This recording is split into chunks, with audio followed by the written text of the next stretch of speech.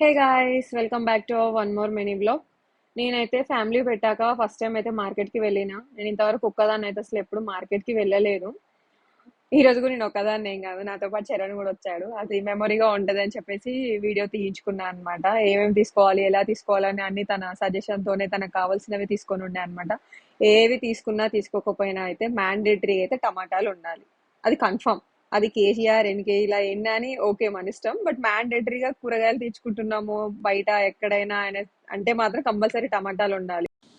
One KG టమాటా, 1 KG ఆలు, and ఒక 6 ములక్కాడలు, అండ్ ఒక పచ్చిమిర్చి తీసుకున్నాము. ఒక 3-4 ఐటమ్స్ తీసుకున్నాము. ఫ్రూట్స్ యాక్చువల్గా బనానా కాకుండా మ్యాంగోస్ తీసుకుందాము అన్నాడు అనమాట చరణ్. ఏమైనా తిన్నాక ఏదైనా ఒక ఫ్రూట్ ఉంటే బాగుంటది అని చెప్పి, అదైతే కొంచెం స్వీట్ గా ఉండి మంచిగా ఉంటది అనేసి తీసుకుందాం అన్నాడు. బట్ ఇప్పుడు అది సీజనల్ కాదు, సీజనల్ ఫ్రూట్ కాదు కదా.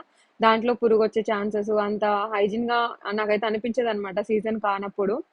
అది కరెక్ట్ కాదు తినడం అనిపిస్తుంది అనమాట. అందుకోసం అని చెప్పి అవి వద్దు అనేసి నేనైతే దానికి రీప్లేస్ ఇంకేమన్నా ఆలోచించుకో 2-3 అని చెప్తే బనానా అన్నాడు. ఇంకా బనానా తీసేసుకున్నాము.